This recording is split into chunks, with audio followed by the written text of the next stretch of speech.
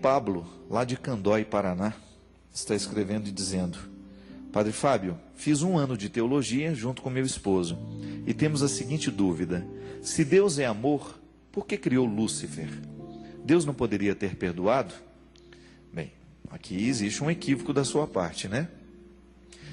Dentro da teologia, em Gênesis, né, quando nós compreendemos este início do mal no mundo, isso é muito complexo, viu? A gente vai explicar aqui de maneira muito simples, mas isso não é tão simples assim. Compreender a presença do mal no mundo é uma reflexão que requer tempo. Mas lá na Sagrada Escritura está lá, de maneira bonita, muito poética, que Lúcifer é um anjo criado por Deus que se rebelou. Ele quis ser como Deus. É interessante porque quando a teologia nos diz que Lúcifer quis ser como Deus, ela está nos fazendo entender que ele negou a condição de criatura. Ser criatura é sofrer de limites. Eu tenho limites. Eu não sou igual ao meu Criador. Eu sofro de limites. Isso não é problema. Ter limites não é problema. Mas quando eu não admito o meu limite, e eu quero ser como aquele que é perfeito, eu me transformo numa pessoa incapacitada de lidar com o meu limite, e naturalmente eu me transformo numa pessoa ruim. Porque quem não acata o limite pessoal, corre o risco de se transformar no seu limite. Isso é muito sério. E quando a gente se transforma no limite que a gente tem, a gente fica diabólico. E é interessante porque Lúcifer rejeitou justamente a condição de criatura. Ele quis ser como Deus, mas ele não era Deus. Então ele vai agir como se fosse Deus, só que motivado pelos seus limites. Então tudo que ele fará será tendencioso a prejudicar, porque se eu não aceito o meu limite e eu ajo como se eu não tivesse o meu limite, eu começo a prejudicar as pessoas que estão do meu lado. É interessante porque, compreendendo assim, nós vamos na raiz do que é diabólico. O que é o diabólico? É o que quebra a sequência das coisas, é o que quebra o vínculo, é o que prejudica a proximidade, é o que estabelece distâncias. E você já observou o quanto que na vida nós podemos viver essa condição? Aqui não é que Deus não quis perdoar a Lúcifer.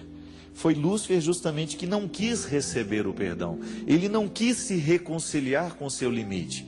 Porque receber o perdão é reconciliar-se com o limite.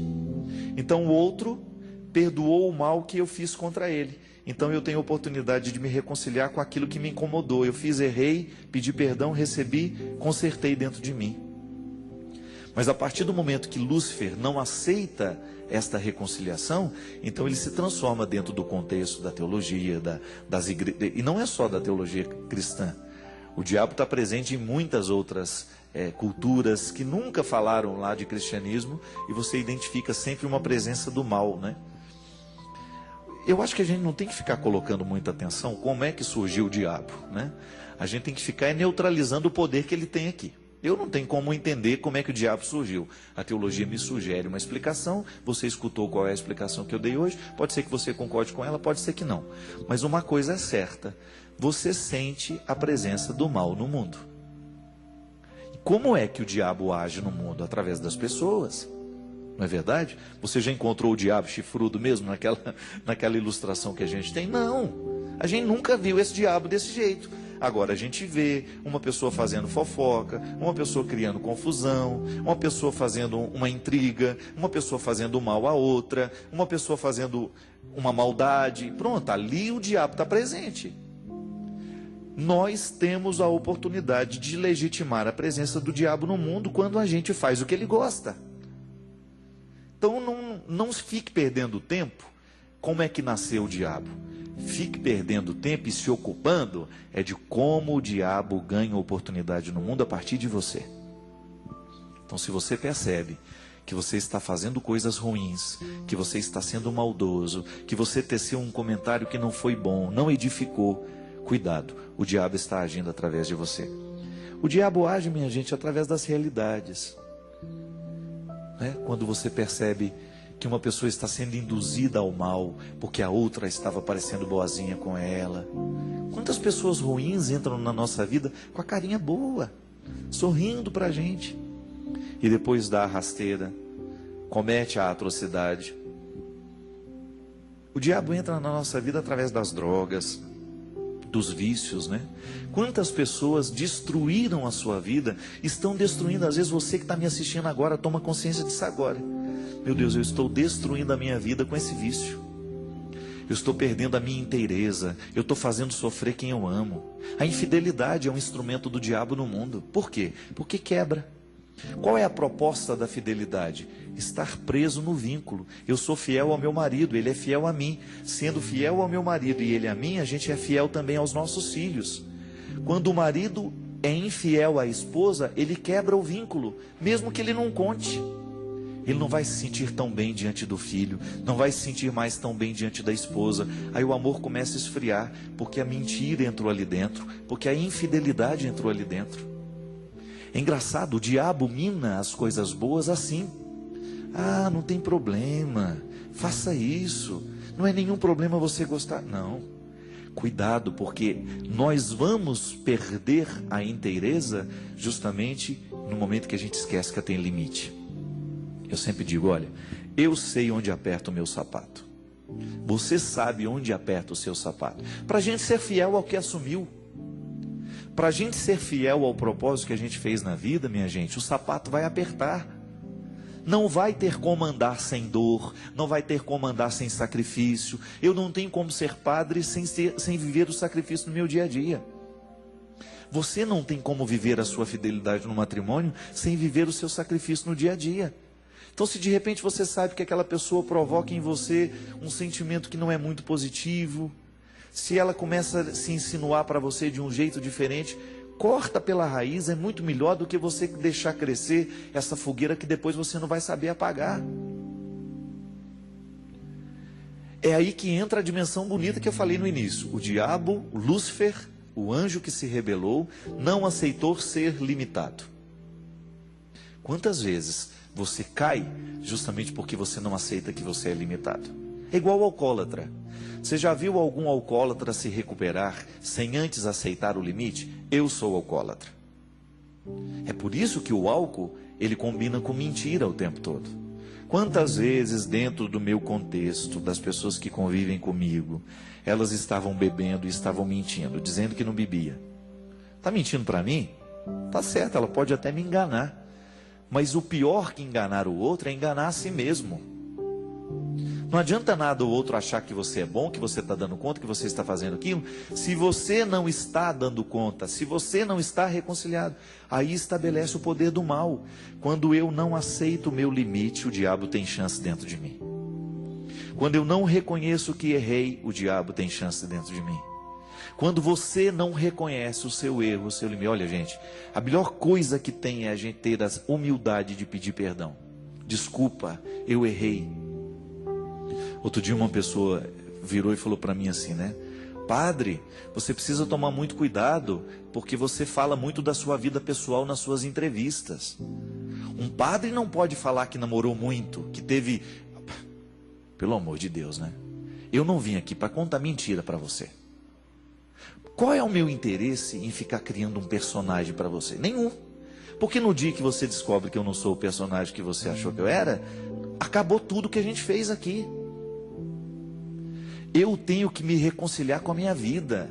Eu tenho que me reconciliar com o meu passado, com a minha história. Se eu não tiver os meus limites na mão, minha gente, eu não tenho condições de continuar a minha vida hoje. Se um dia eu caio numa situação e eu não tenho coragem de contar para as pessoas que eu amo, para as pessoas com quem eu estou comprometido, que eu errei, eu perco a minha autoridade, porque o diabo ganha chance dentro de mim. Esse processo novo da vida, quando você vive um processo novo, eu estou vivendo um processo novo, é nesse momento que o diabo vai criando brecha para entrar, para poder atrapalhar, porque não quer ver a nossa felicidade. Mas como é que ele vai agir? É através de nós mesmos, quando nós permitimos que realidades que não são parte do nosso projeto comecem a minar o que a gente faz. Então você começa a ser infiel, porque você permitiu ficar olhando de um tempo mais demorado para aquela menina que lhe atrai. Você começa a olhar para o rapaz, sabendo que não pode, mas mesmo assim você fica atraída por aquele jogo de sedução.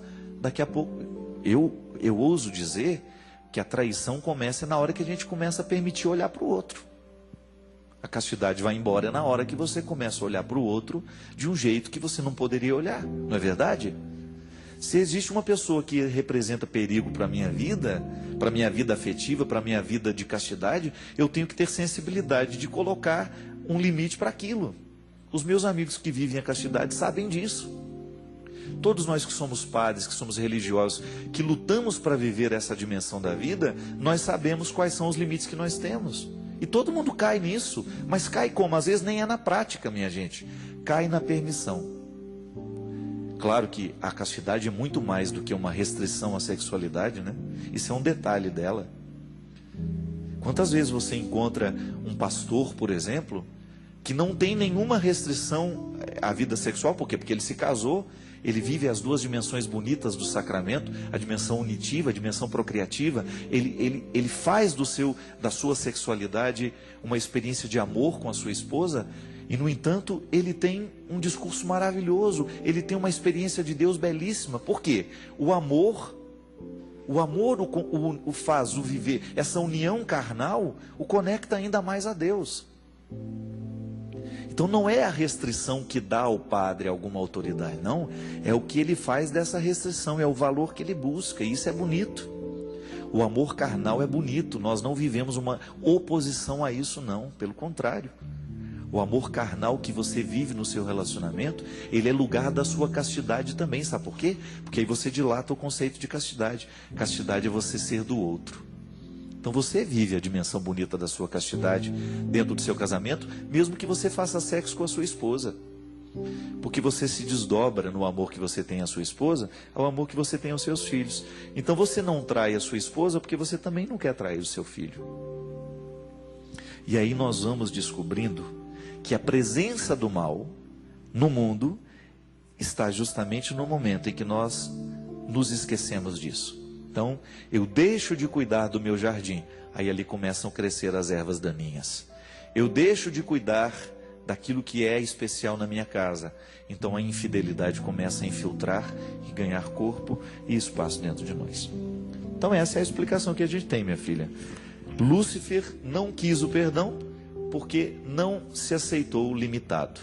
E nós também, volto a dizer, firmamos a presença do diabo no mundo cada vez que nós não aceitamos os nossos limites e cada vez como que a gente vive achando que nós somos os superpoderosos e que a gente não precisa viver a experiência da restrição.